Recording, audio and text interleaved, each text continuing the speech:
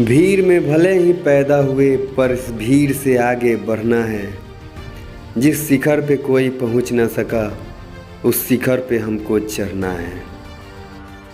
तो स्वागत है आप सबका हमारे YouTube चैनल स्पीडी गुरु में। फ्रेंड, जैसा कि आप जानते हैं कि इस वीडियो के माध्यम से हमने स्पीडी जीके बुक के जितने भी सेट्स हैं उनकी एक सीरीज लेके आए हैं और इस सीरीज के दौरान हमने सेट 1, 2, 3 और 4 को कवर कर लिया है। तो आज बारी है सेट 5 की। तो बिना देर करे चलिए वीडियो शुरू करते हैं।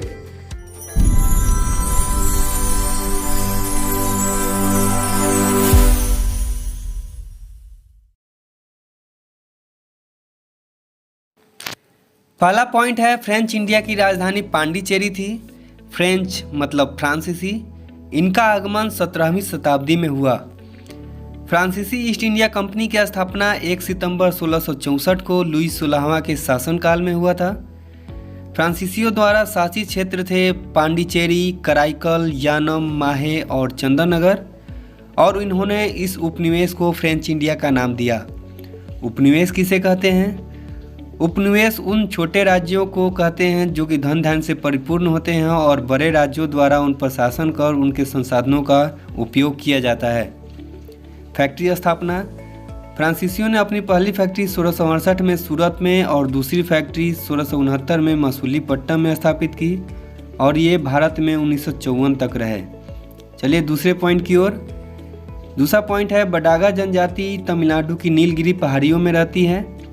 जनजाति, जिसको इंग्लिश में ट्राइब कहते हैं, इसका परिभाषा है वह सामाजिक समुदाय जो राज्य के विकास के पूर्व अस्तित्व में था या अब भी राज्य के बाहर है।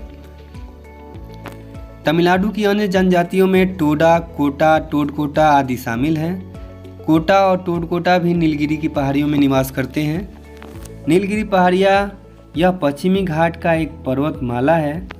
इसकी सबसे ऊंची चोटी डोडा बेटा है जिसकी ऊंचाई 2637 मीटर है। तो ये थे इससे संबंधित कुछ पॉइंट। चलिए आगे बढ़ते हैं। अगला पॉइंट है, हैजा, जिसको कॉलरा भी कहते हैं, जीवाणु यानी बैक्टीरिया से उत्पन्न होता है। हैजा जो कि दूषित पानी और दूषित भोजन से फैलता है और इसमें गंभीर दस्त और शरीर में पानी की कमी हो जाती है। हैजा विब्रियो कॉलेरी नामक जीवाणु से होता है और यह पाचन तंत्र को प्रभावित करता है। चलिए इससे संबंधित कुछ अन्य रोग, उससे संबंधित जीवाणु और प्रभावित अंगों को जान लेते हैं। पहला है टीबी, जिसको क्षय रोग भी बोलते हैं। यह माइकोबैक्टीरियम ट्यूबरकुलोसिस नामक जीवाणु से होता है और यह फेफड़ा को प्रभावित करता है।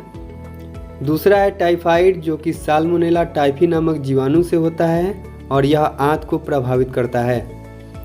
तीसरा है टिटनस, जो कि फ्लोस्टेडियम टिटोनाई नामक जीवाणु से होता है और मेरुरज्जु को प्रभावित करता है। और चौथा है न्यूमोनिया, जो डिप्लोफोकस न्यूमोनियाई जीवाणु से होता है और यह फेफड़े को प्रभावित करता है। चौथा है साइलेंट वैली परियोजना, केरल में है। साइलेंट वैली की स्थिति है केरल के पलक्कड़ जिले में नीलगिरी की पहाड़ियों में। इससे संबंधित एक पॉइंट है इडुक्की परियोजना। यह केरल में पेरियार नदी पर जल विद्युत का सबसे बड़ा स्रोत है। चलिए कुछ अन्य परियोजनाओं के बारे में जान लेते हैं। पहला है भाखड़ा नांगल परियोजना, जो कि पंजाब में सतलज नदी पर है। दूसरा है हीराकुंड परियोजना, जो कि उड़ीसा में महानदी पर स्थित है। तीसरा है घाट प्रभा परियोजना, जो कि कर्नाटक में घाट प्रभा नदी पर है। और चौथा है फरक्का परियोजना, जो कि पश्चिम बंगाल में गंगा नदी पर है।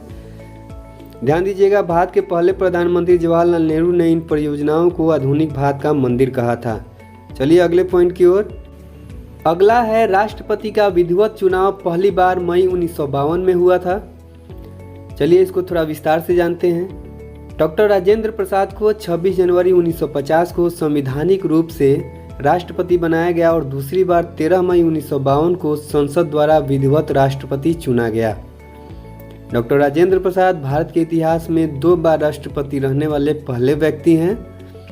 इनका जन्म 3 दिसंबर 1884 को सिवान के जीरादेई गांव में हुआ था। महात्मा गांधी ने इन्हें देश रत्न की उपाधि दी थी। चलिए कुछ अन्य पॉइंट्स को जानते हैं राष्ट्रपति से संबंधित। भारत की प्रथम महिला राष्ट्रपति प्रतिभा देवी सिंह पाटिल बनी।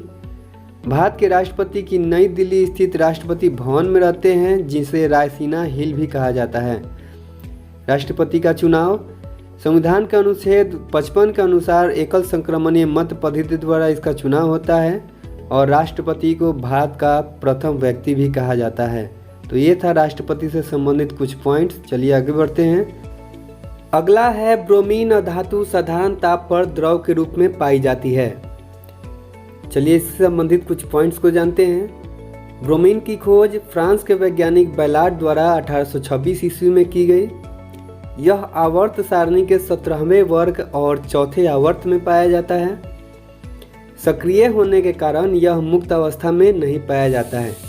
सक्रिय तत्व से अर्थ यह हुआ कि उस तत्व द्वारा किसी दूसरे तत्व से जल्द ही अभिक्रिया कर लेना। जैसे कि हम सोडियम का उदाहरण ले लेते हैं, जिसे केरोसिन तेल में रखा जाता है और उसे जैसे ही केरोसिन से बाहर किया जाता है वह हवा के संपर्क में आके जल उठता है। चलिए आगे बढ़ते हैं। यह हैलोजन समूह जिसमें 5 तत्व क्लोरीन, ब्रोमीन, फ्लोरीन, आयोडीन और एस्टेनिन होता है का मुख्य तत्व है और अंतिम है इसके 2 समस्थानिक प्राप्त हैं। तो ये थे ब्रोमीन से संबंधित कुछ इंपॉर्टेंट पॉइंट्स। चलिए आगे बढ़ते हैं। नेक्स्ट है तारे का रंग उसके ताप का सूचक होता है। चलिए इसको बहुत ध्यान से समझते हैं कि तारे का रंग और उसके ताप में क्या संबंध है। तारे के लिए रंग सूचक जितना छोटा होगा तारा उतना ही नीला और गर्म होता है और तारे का रंग सूचक जितना बड़ा होगा तारा उतना ही लाल और उतना ही ठंडा होता है।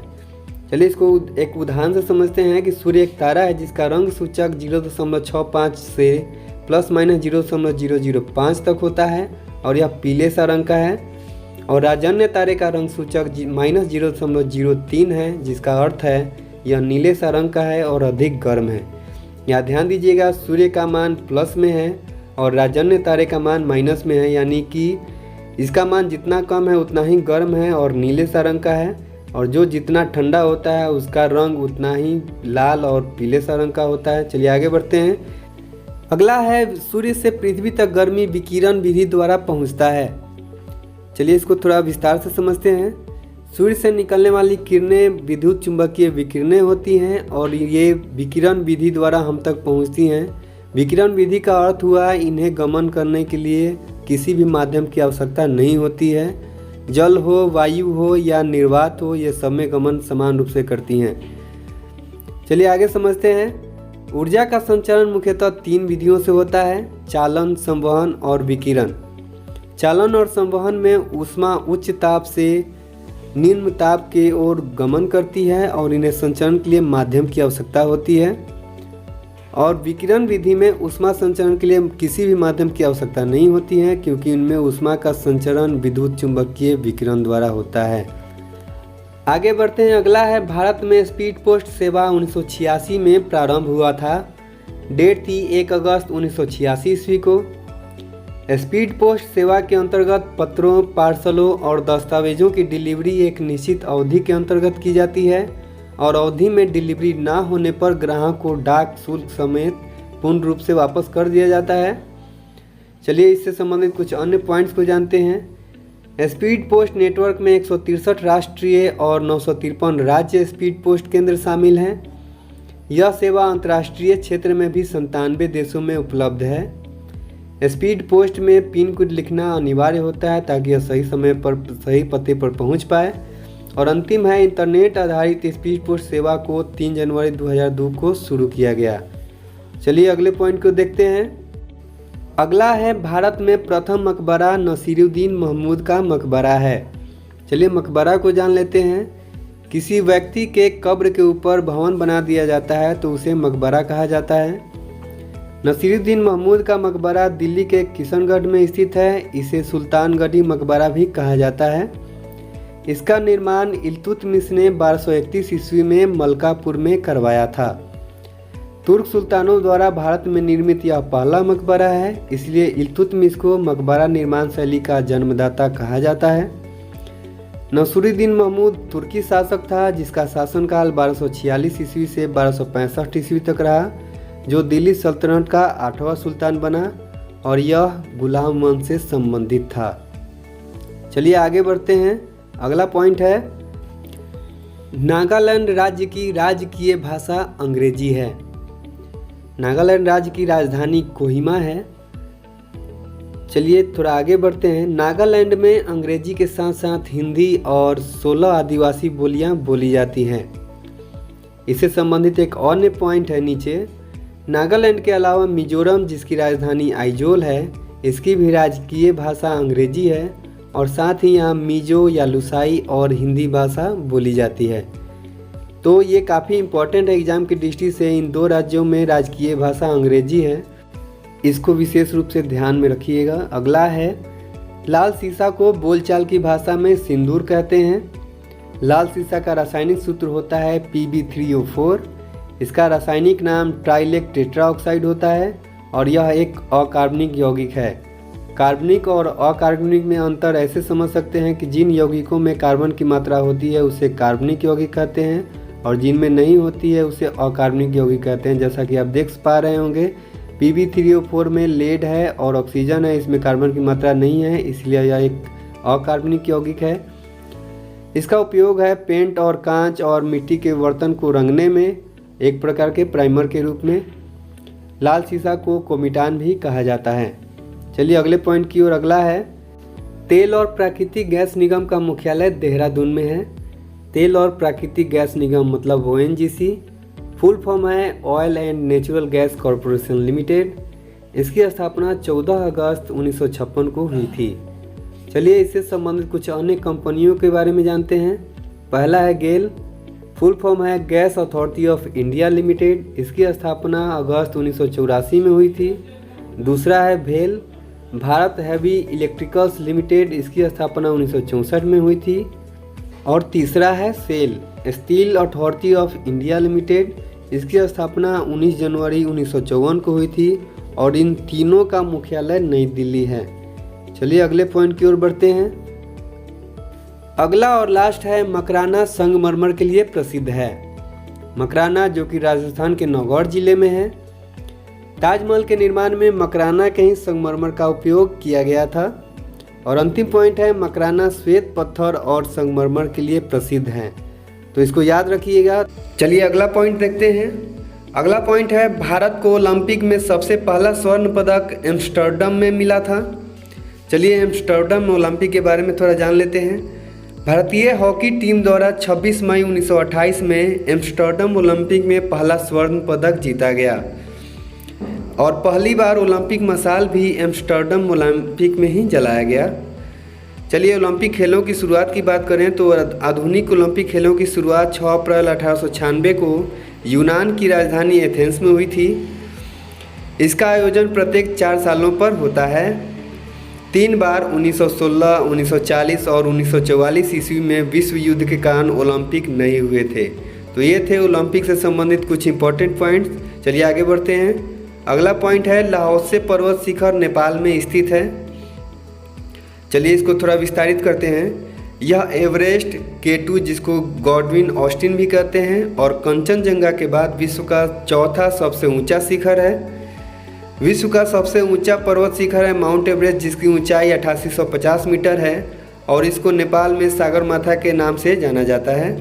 भारत का सबसे ऊंचा पर्वत शिखर है K2 जिसको गॉडविन ऑस्टिन भी कहते हैं और इसकी ऊंचाई 8611 मीटर है। सिक्किम और नेपाल के बीच स्थित कंचनजंगा पर्वत शिखर विश्व का तीसरा सबसे ऊंचा शिखर है जिसकी ऊंचाई 8586 मीटर है। और इस तरह से हमने सेट 5 के सभी पॉइंट्स को विस्तार से क्लियर किया।